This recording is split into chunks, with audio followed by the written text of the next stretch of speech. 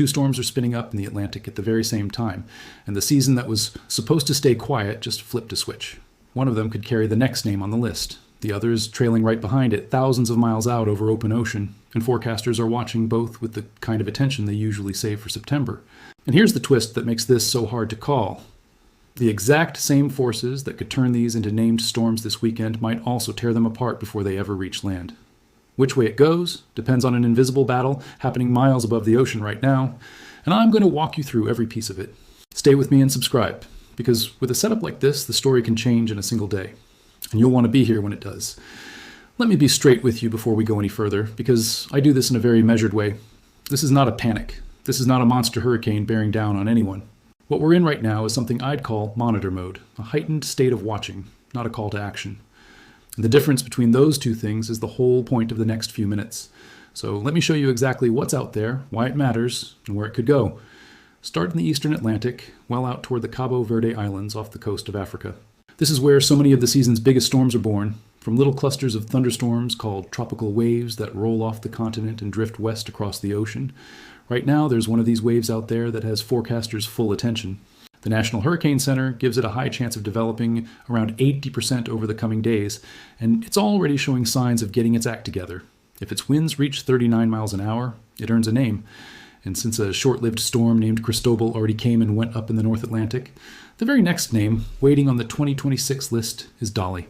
So this first system is the leading candidate to become Tropical Storm Dolly, possibly within a day or two. But becoming Dolly is only half the story. What happens after it's born is where things get genuinely interesting. Because here's the catch, and it's the reason I keep saying this is a watch and not an alarm. As the system tracks west and then west-northwest toward the Caribbean, it's heading straight into a buzzsaw.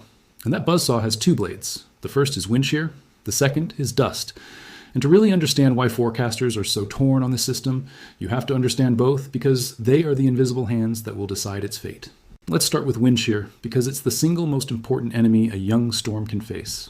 Picture a tropical system as a stack of spinning plates, one on top of another, reaching up through the atmosphere. For that storm to strengthen, those plates have to stay lined up, stacked neatly straight over the center, so the warm, rising core of the storm can build vertically and feed on itself. Wind shear is what happens when the winds at high altitude are moving in a different direction, or at a very different speed than the winds down low. Instead of a neat vertical stack, the storm gets tilted, sheared over at an angle. And when that happens, something critical breaks. The storm relies on a warm, moist core rising straight up through its center. Shear tips that core sideways and blows the heat and moisture away from where the storm needs it most, right over the middle.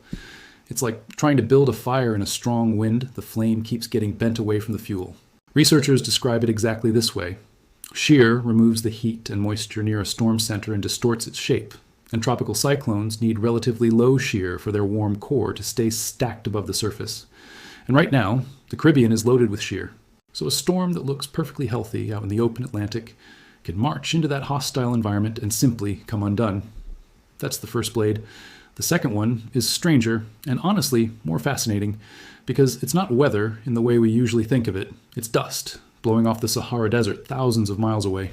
This is one of the most remarkable things in all of tropical meteorology, and it has a name, the Saharan Air Layer.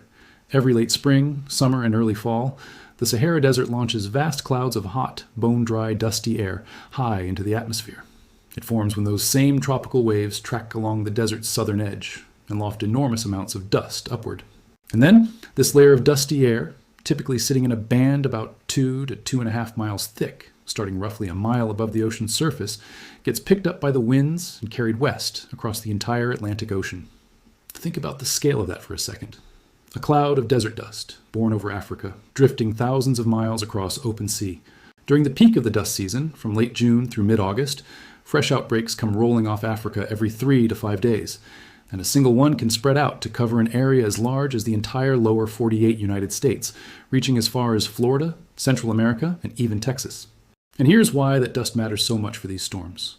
The Saharan Air Layer carries 3 storm-killing weapons at once. It's warm, which caps the atmosphere and discourages the towering thunderstorms a hurricane needs.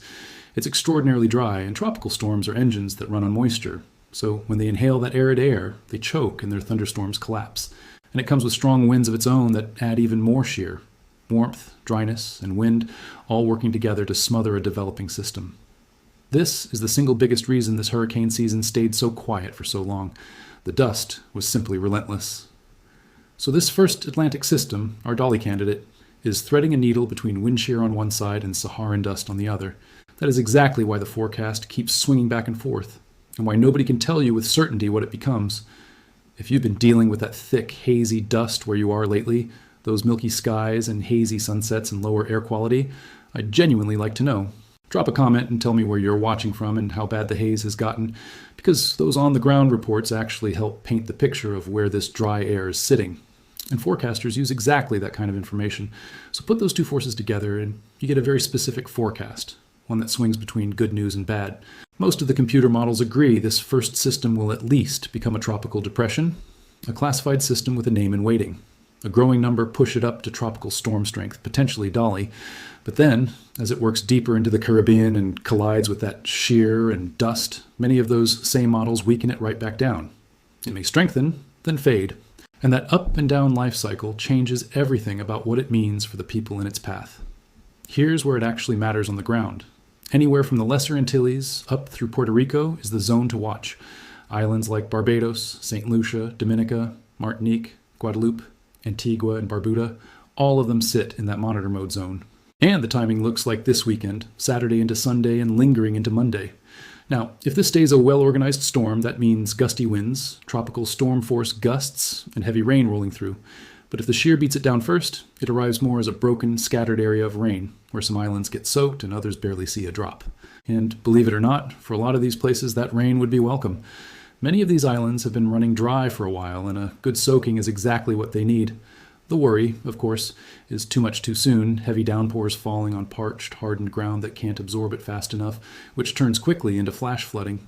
Trinidad has already taken on water in spots, so it's a delicate line between the rain these communities desperately need and the kind of rain that causes real problems. That's the first system. But remember, I told you at the top that there were two, and the second one is where the season really shows its hand. Trailing behind the first, farther east and still way out near Cabo Verde, is a second tropical wave. This one is also being watched for development, though its odds are lower for now, a medium chance over the next several days. Its likely path is similar, west, and then possibly west-northwest, maybe curving a little more toward the northern islands. Most of the models keep it relatively weak, nudging it up to a tropical depression at most. But here's the thing about models, and it's worth understanding, because it explains why forecasters hedge. They don't all agree, and they each have their own personality. Think of them like different phones or different computers reading the same room slightly differently. One particular model tends to run hot, meaning it has a habit of making systems stronger than they turn out to be. So when a couple of the more aggressive models flare this second wave up into something bigger down the road, you take it seriously, but you weigh it against the fact that it's still very far out over open ocean, with days of that same shear and dust ahead of it. There's a lot of time to watch this one, and a lot can change. If it does get named after Dolly, the next name on the list is Edward.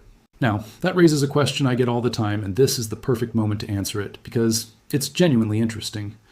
Where do these names even come from, and who decides them? Storm names aren't invented on the spot. They come from 6 preset lists maintained by the World Meteorological Organization. And those lists rotate, so the same list comes back around every 6 years. That means the 2026 list will be used again in 2032. The names alternate between traditionally male and female names, alphabetically, skipping a few tricky letters like Q, U, X, Y, and Z. It wasn't always this balanced, by the way. For decades, storms were given only women's names, and it wasn't until 1979 that the lists began alternating men's and women's names. And there's one powerful exception to the recycling rule. When a storm is so deadly or so destructive that reusing its name would be painful or confusing, that name gets retired forever, struck from the list, and replaced with a new one. That's why you'll never see another Hurricane Katrina or Maria or Andrew. A retired name is, in a grim way, a monument, a permanent marker that a storm mattered enough to be remembered. So when we talk about Dolly or Edward, we're pulling names from a list that's been carefully managed for decades, waiting its turn to come back around. So that's the Atlantic picture. 2 waves, both likely to get classified, at least one probably becoming a depression, both facing that same gauntlet of shear and dust that should ultimately keep them in check. It sounds dramatic on a map, 2 systems at once, and that's exactly why the honest framing matters so much here. Which brings me to a question I want you to sit with, because it separates good weather coverage from hype. Why call this monitor mode instead of just sounding the alarm?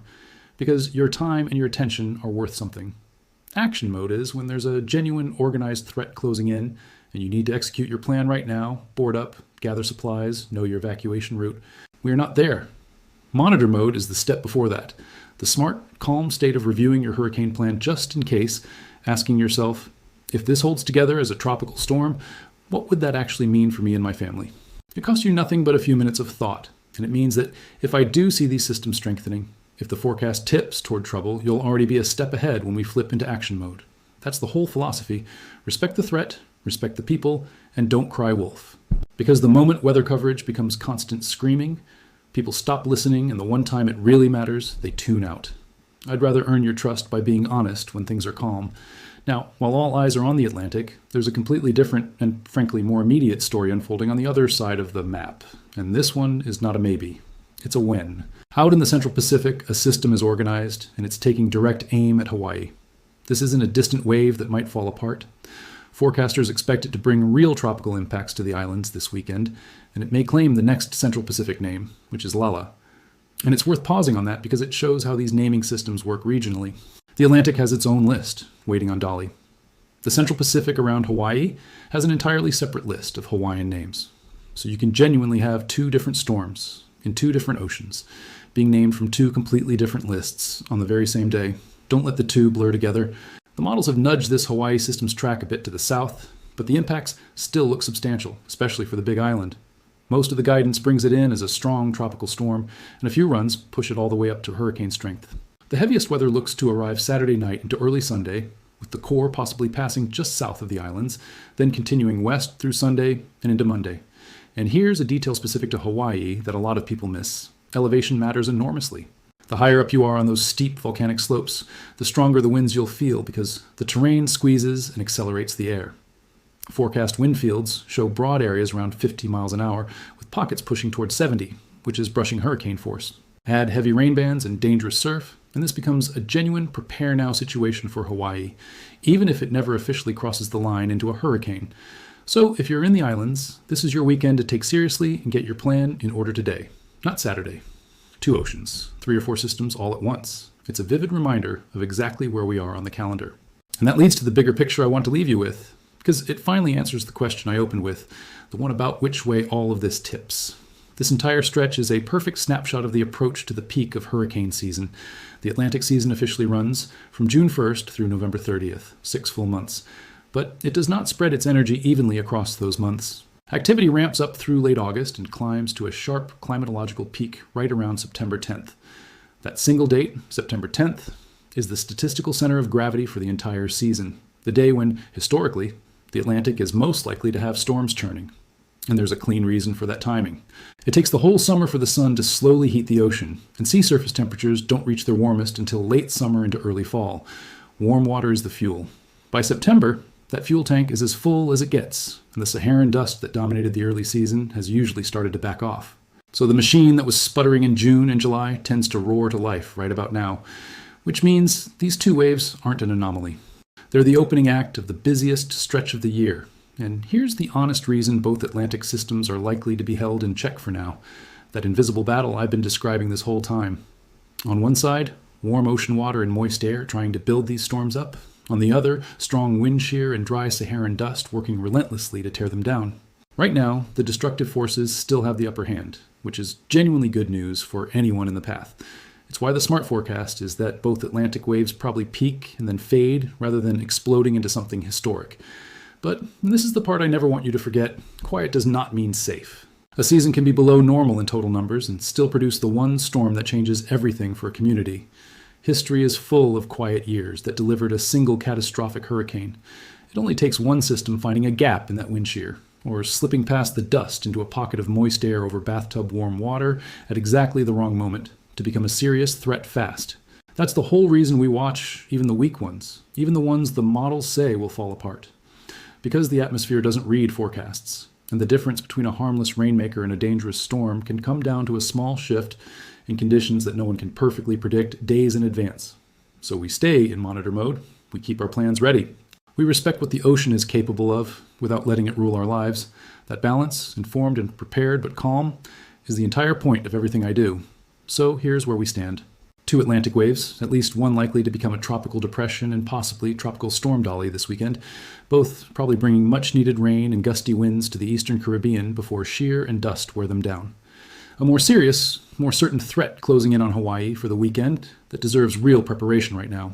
Saharan dust still hanging over parts of the Caribbean, slowly thinning as the weekend rain moves in, and a peak season that's only just getting started, where the quiet can end without much warning at all. That's exactly why we watch these things together, start to finish, calmly and honestly, from the Atlantic to the Caribbean to the Gulf to the Pacific and anywhere else a storm decides to form.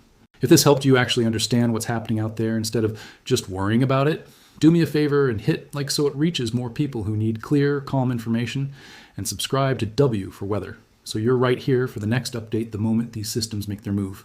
And tell me down in the comments where you're watching from and what you're most concerned about this weekend, the Caribbean rain, the Hawaii storm, or what the peak of the season might have in store. I read them, and we'll get through this active stretch together. Take care of yourselves, stay prepared without the panic, and I'll see you in the next update.